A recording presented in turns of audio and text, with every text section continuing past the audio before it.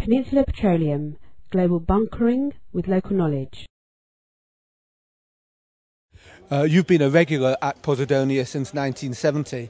How are you finding the atmosphere this year in these very difficult times?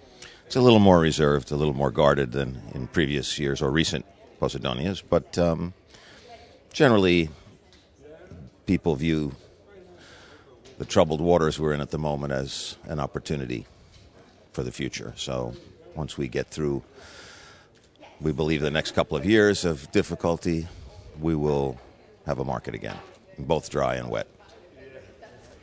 How much more pain does the industry have to take before better times arrive? Well, I think there'll be considerable pain for some, certainly this year and next year, most likely. It's going to be difficult. As I say, there will be some opportunities along the way. There are those that are in a positive position that can take advantage of the crisis. But I think it will be very difficult for some, and there will be some unfortunate situations. How do you feel about the outlook for different sectors of the industry?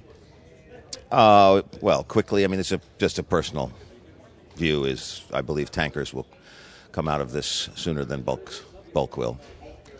And I think that will be in the next, in 14 or 15, provided, which is unlikely, that owners are disciplined in ordering new buildings and don't get hooked by the new Echo engine current, item that is the hot item today is the new engines and the new economic engines. And of course, in view of bunker prices having doubled in the last couple of years, it's not unreasonable that the shipyards, in order to get new building orders, have gone back to the drawing boards and have come up with some pretty interesting new designs. Unproven, we don't have them yet, but they will tempt owners. And if we add a lot more ships to the already oversupply, it will retard the recovery.